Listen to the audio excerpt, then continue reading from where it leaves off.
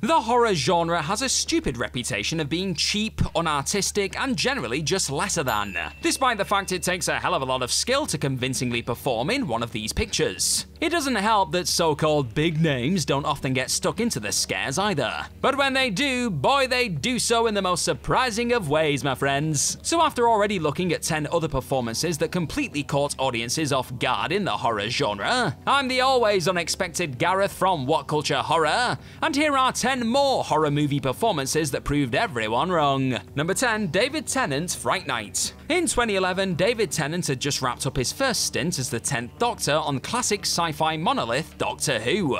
Viewers had gotten very used to seeing him as an affable hero overflowing with bumbling British charm. But that all changed when he appeared in the remake of the classic vampire movie Fright Night. In the film, which also starred Anton Yelchin, Colin Farrell, and Toni Collette, Tennant plays Peter Vincent, who Roddy McDowall originally portrayed. Vincent is an actor who found fame as a fictional vampire hunter, but has his world turned upside down when a fan, Charlie Brewster, turns up at his door and demands help in fighting the real thing.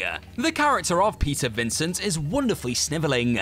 He's a complete washout, a shell of the dashing hero he plays on TV, and Tennant handles this groveling cowardice with ease. This was the first real hint that the former Time Lord could handle a role that wasn't so squeaky clean, and this role helped pave the way for his performances in Jessica Jones and Good Omens. There's more than a little bit of Vincent in Crowley, folks. Number 9, Tom Hiddleston, Crimson Peak. To millions of Marvel fans across the globe, Tom Hiddleston will always be Loki, trickster god, adopted brother of Thor, and the man who's come back to life more times than the Nightmare on Elm Street franchise. But the star pushed himself in 2015 when he took on the part of Thomas Sharp in Guillermo del Toro's Crimson Peak. Sharp is the proprietor of the titular mansion, which he introduces to his new bride, Edith. While staying there, Edith discovers some dark secrets about the Sharp family through the various ghosts that inhabit the house. Crimson Peak allowed Hiddleston to get seriously dark for the first time since becoming a major star. The Britishness from before was still there, of course, but it was being utilized in a much more menacing way.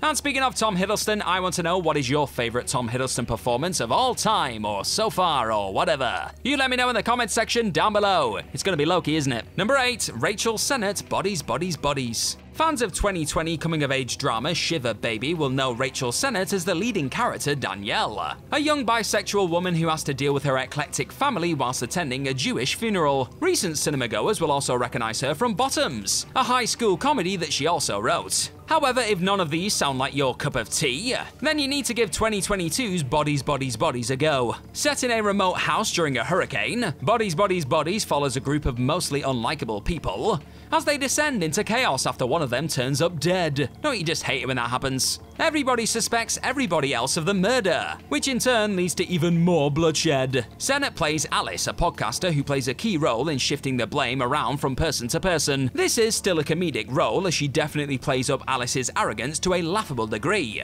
But there is more here than just laughs, as Alice's self-preservation instincts kick in. Even if you're not the biggest fan of Sennett's work, Bodies, Bodies, Bodies is definitely still worth watching, especially for the twist. You've been warned, folks. Number 7, Bill Pullman, The Serpent and the Rainbow. Cinephiles will recognize Bill Pullman from a lot of different places. He was Tom Hanks' love rival in Sleepless in Seattle, the lead in David Lynch's mind-boggling Lost Highway, and one of the greatest fictional presidents of all time, Thomas J. Whitmore in Independence Day. Before he was given speeches so rousing they could raise the dead, though, Pullman then appeared in something completely different, a Wes Craven joint named The Serpent and the Rainbow. Pullman plays an anthropologist who is sent on a mission to Haiti to recover a drug used in so-called zombie ceremonies.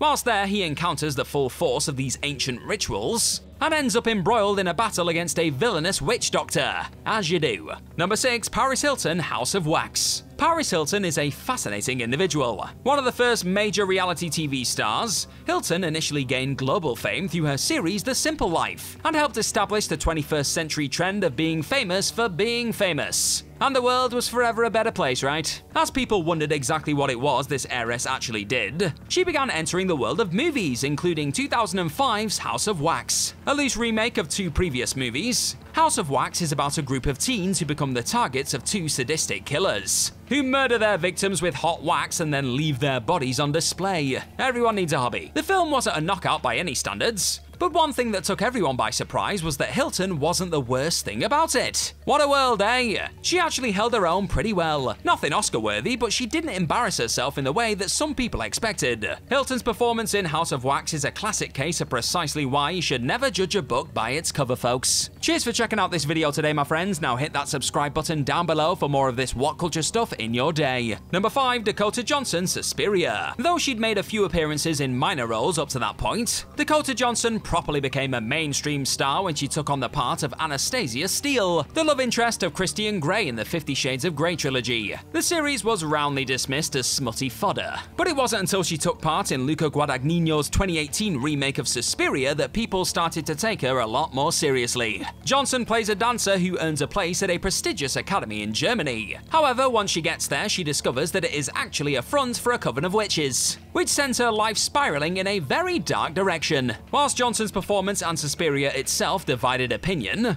the actor had proven that she was willing to take on surprising and less conventional roles. Number 4, Daniel Radcliffe, the Woman in Black. Between the ages of 12 and 22, Daniel Radcliffe was Harry Potter. Not just in the sense that he played the character in the movies, but more he was the boy wizard in the eyes of millions of people around the world. Once that series wrapped up, there was concern that Radcliffe would be overshadowed by the role for the rest of his life. Those concerns didn't last for long though, as the year after the Deathly Hallows Part 2 came out, Radcliffe appeared in something completely different. He took on the lead role in the second movie adaptation of Susan Hill's The Woman in Black, playing a man who becomes entangled in the web of a vengeful spirit. The picture, which was marketed on the fact it was so damn scary, was a long way removed from the whimsy of Potter, and showed that the geeky kid with the glasses, hey, he was gonna be alright. Number 3, Robin Williams, 1 Hour Photo. Whilst the late great Robin Williams will always be fondly remembered for the countless times he made people laugh, he was so much more than just a funny man. He was a 4-time Oscar nominee, which included a Best Supporting Actor win for his part in Good Will Hunting, and his lengthy career took him to all sorts of places. One film that sticks out like a sore thumb from the rest of his catalogue is 2002's 1 Hour Photo, in which he plays Cy, a technician at a photography store.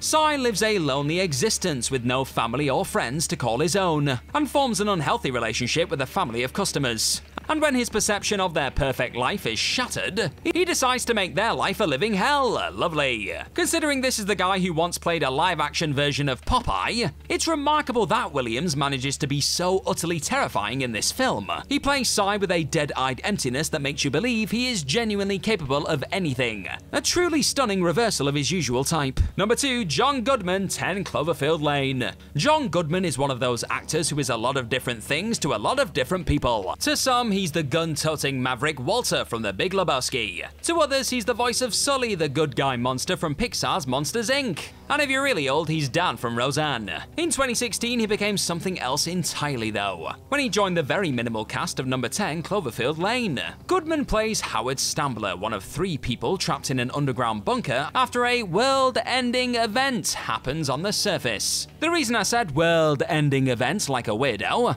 is because Michelle, another inhabitant, is skeptical that her fellow tenants are telling the truth, or if this is all some master plan by Howard to keep them trapped there. This fantastically claustrophobic film hinges on Goodman bringing a mixture of normalcy but also quiet terror to Howard's character. He is, on the surface, just an ordinary man, but in this confined world, he poses more of a threat than anyone could possibly realize. John Goodman was absolutely terrific in this role, and a large reason why Number 10 Cloverfield Lane is such a must-watch. And number 1, Tom Cruise, Interview with the Vampire. Whether he's riding a motorcycle, jumping out of planes, or running like no other human being has ever run before, Tom Cruise is one of those actors often tagged with the always plays themselves label. This is why it's always so strange when he steps outside of his wheelhouse. Be it as a hedonistic musician in Rock of Ages, a self-aware motivational speaker in Magnolia, or as a brooding bloodsucker in 1994's Interview with the Vampire. As Lestat de Lioncourt, Cruise's story is recorded by a reporter, including the transformation of Brad Pitt's Louis and Kirsten Dunst's Claudia into fellow vampires, and his various scrapes across his long and eventful life. This was a brand new side to the superstar, way darker and over the top than anything audiences had seen from him up to that point. And though he ultimately went back to being a living action man, the role of Lestat is forever linked to Cruise, and is always one of the first examples deployed when talking about actors superbly playing against type. Put simply, this hugely surprising performance will live on forever, people.